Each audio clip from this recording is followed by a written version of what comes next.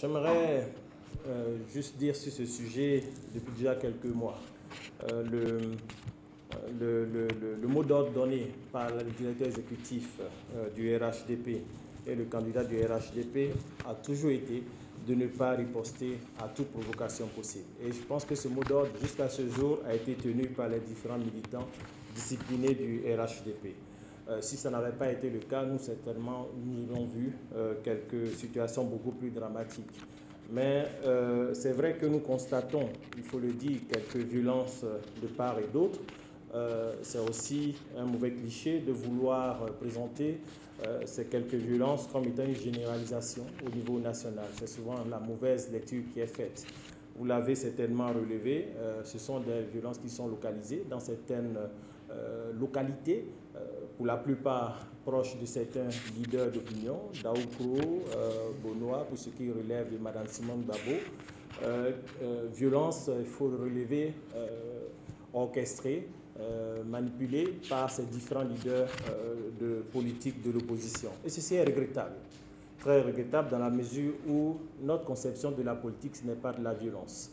À partir du moment où, quand on aspire à une responsabilité politique, quand on aspire à cette haute fonction qui est celle de président de la République, nous pensons que ceci appelle des obligations vis-à-vis de ceux pour lesquels nous pensons porter la parole, pour ceux pour lesquels nous pensons pouvoir obtenir le vote.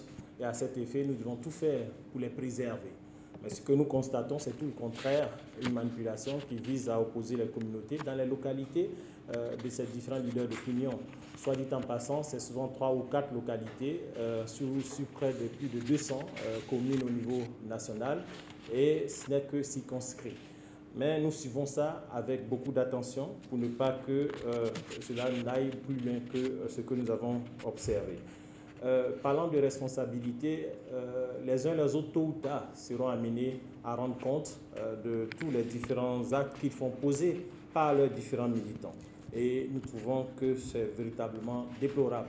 Quand on se dit démocrate, on passe dans les urnes et on passe devant les citoyens électeurs, les citoyens qui votent, pour pouvoir présenter son programme de société, mais surtout les solliciter à l'effet de faire entendre leur position. Mais ce n'est pas ce que nous constatons.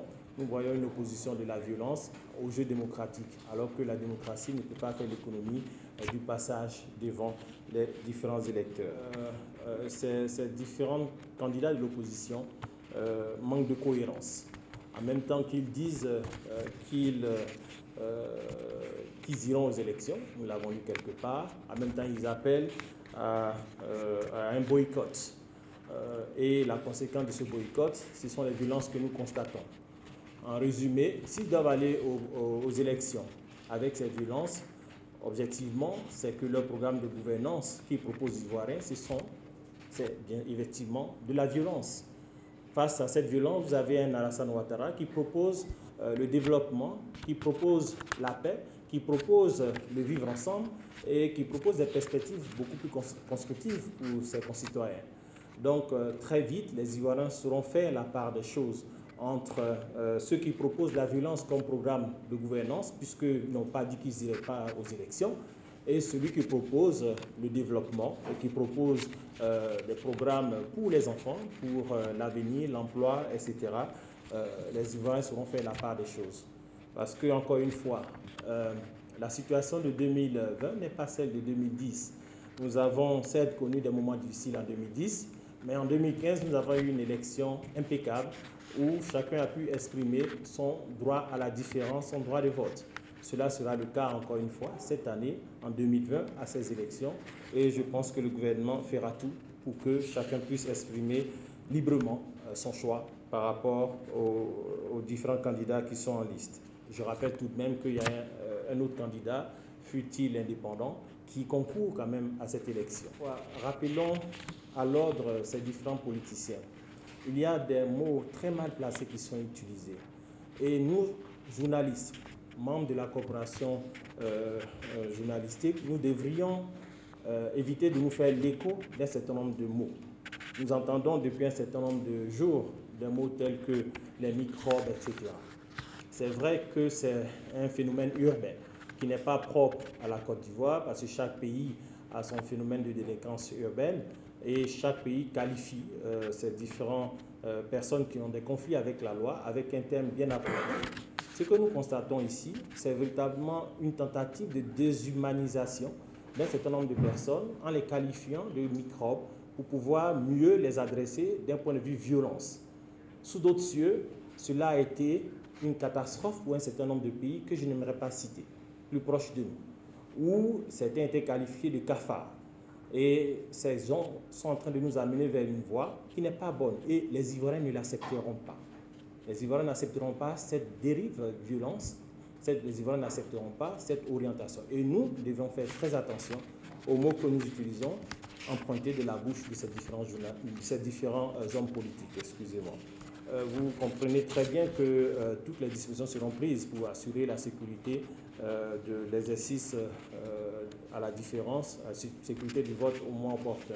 Le dispositif d'ailleurs s'est relativement adapté au fait de quelques violences localisées dans certaines communes, pas plus de 3 ou 4, mais ce n'est pas une situation généralisée au niveau national, fort heureusement. Et ailleurs, les populations continuent de retirer leur carte d'électeur. Ça aussi, c'est une face de l'actualité nationale qu'il faut savoir mettre en lumière.